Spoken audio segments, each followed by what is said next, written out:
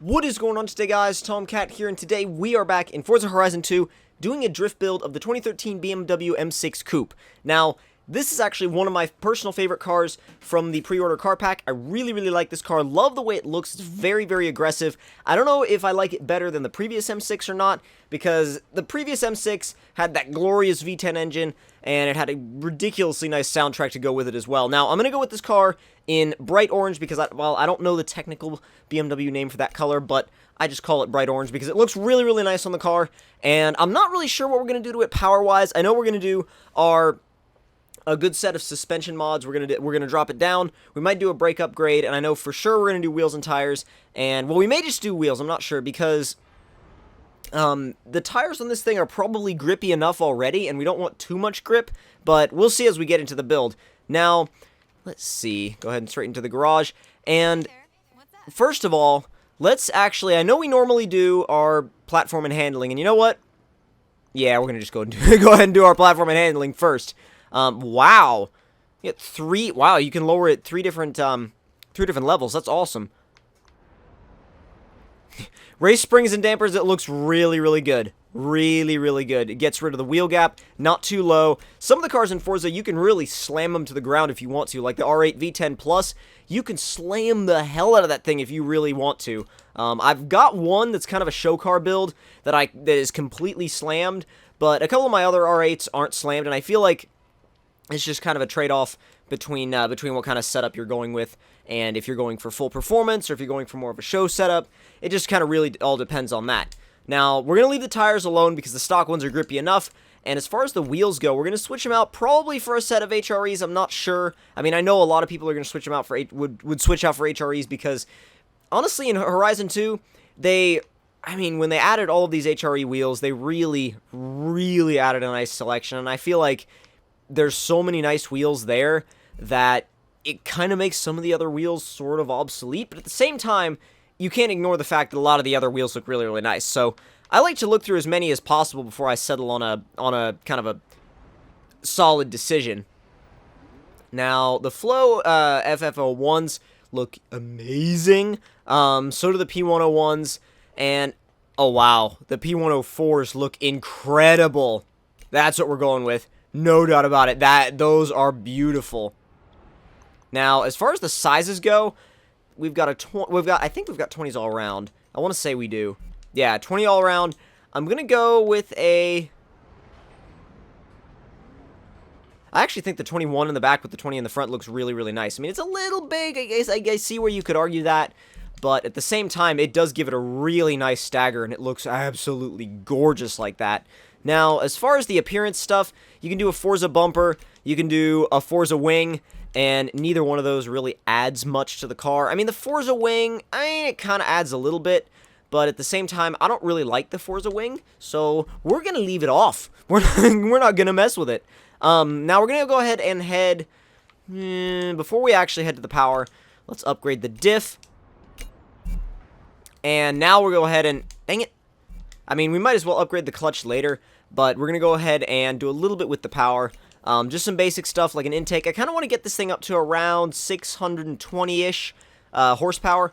So I'm probably not going to be doing a ton to it, but it just depends on how much really each individual part gives us as far as gains go. We're already at 610, so definitely want a lightweight flywheel. I mean, it's not really going to help the power, but it does make a difference. A lightweight flywheel really does make a difference. 617. Let's see. Did we do an intercooler upgrade? We did. So, what's something else we could do? We could upgrade the ignition, which actually should give us some decent power gains. 631 horsepower. So, not crazy through the roof power, but I think it's going to be a really nice level for this car. A little bit more than stock.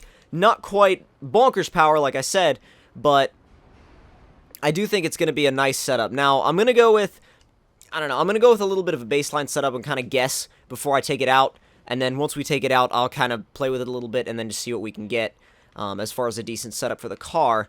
Now, there we go. Definitely dropping the ride height all the way as far as I can go. And we're actually going to stiffen up the suspension just a little bit.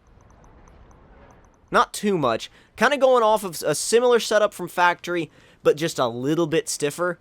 And with the dampening, we're actually going to leave that alone until we drive it. The brake bias, I generally don't touch that all that much on my drift cars. I do on my circuit cars, not too much on my drift cars.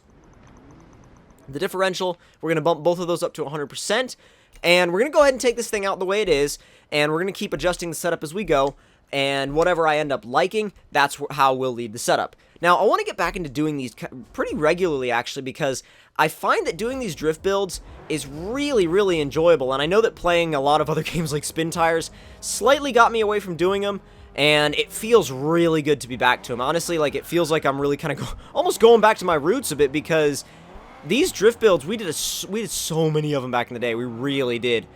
Now, let's go ahead and see what it'll do. And sideways. Very, wow, very eager to get sideways.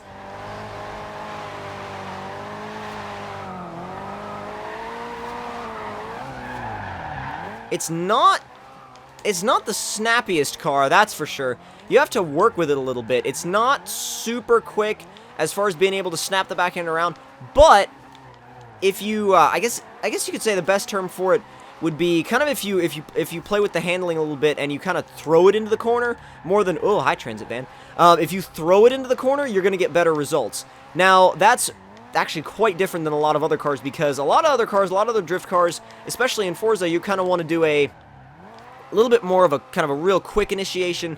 When you're starting into a drift, usually like an e-brake initiation. I screwed that one up bad.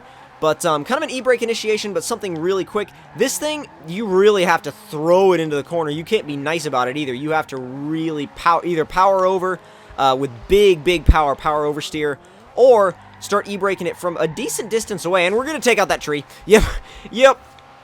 This little clipping point. Now, if I was going to use this as a dedicated drift car, I might modify the gearing a little bit. I like the stock gearing, but I feel like the gearing could be changed. I definitely feel like I could get more out of it. It leaves a little bit to be desired in the realm of the top of second and the mid-range of third, in my opinion, because this car redlines second really quickly when you're getting sideways, and you start to lose power at the top end, whereas sometimes if you shift to third, you don't get quite as much power as you could. So I feel like there's a little bit of a dead spot between second and third for this specific power level as far as drifting goes. So I might, like I said, I might change the gearing later on down the line. But in fact, why don't I go ahead and change it now? We're building the car anyway. We might as well tune it now. Let's see. Gearing. Are you serious? I didn't upgrade. Oh my god, I didn't upgrade the trans. Well, I tell you what. We'll do that. I'll end up messing with the gears later because I completely forgot to put a better trans in it. But yeah, this is definitely, like I said before, definitely one of those cars that you have to throw it around. You really have to tell it what to do. You have to tell it what you want it to do as far as going sideways goes. It's not one of those cars that really predicts your movements, so to speak, like predicts what you want to do or predicts how you want a certain kind of a slide to go. It's not one of those cars where you feel like it's really working with you. I mean, it's not working against you, but at the same time, it's definitely not, this car's not going to do you any favors as far as getting sideways goes, and I really thought, honestly, I thought I was going to miss that traffic car back there. Obviously not. But what it is really good for is it's good for recovering from big angle. It actually likes big angle quite a bit, and it's not super hard to recover from in this car. So we can get it just a little bit sideways, come close to the curb, close to the Fiat Punto. Well, right into the motorbikes, though. Or the scooters, whatever you want to go. Oh my god, Caterham, okay. I'll see if I can show you guys what I mean. Hopefully I don't screw this up completely.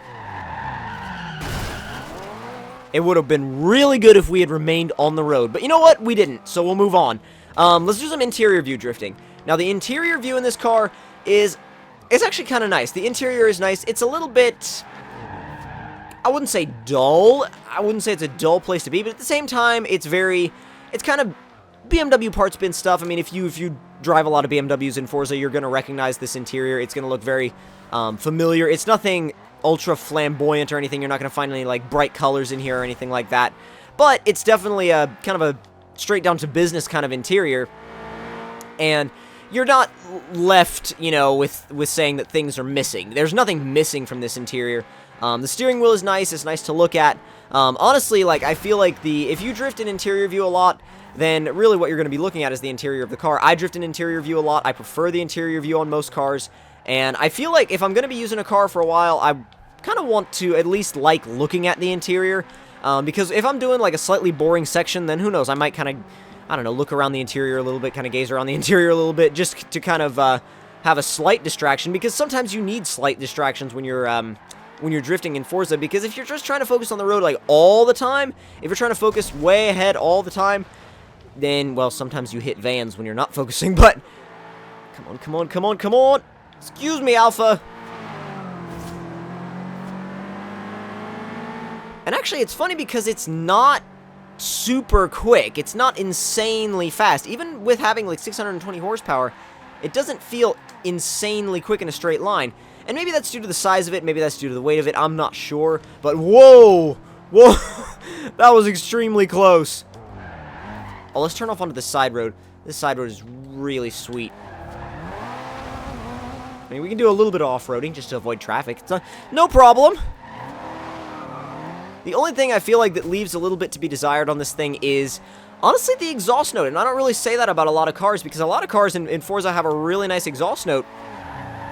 And this one, I would say it's realistic, but it's definitely not brilliant. It's not some kind of ridiculous, loud, light your hair on fire kind of exhaust note. It's nothing insane that's gonna, try and tear your face off with I don't know, like a billion decibels of sound or whatever, but it is German. It sounds German, and I mean, it fits the car, but at the same time, if you're looking for something that really screams, you'll either have to do an engine swap in this thing, or you'll have to use something else. That's just really the long and short of it with this car as far as exhaust note goes. But overall, I like it. I feel like it'll be a good car to develop over time. And welcome to the wall.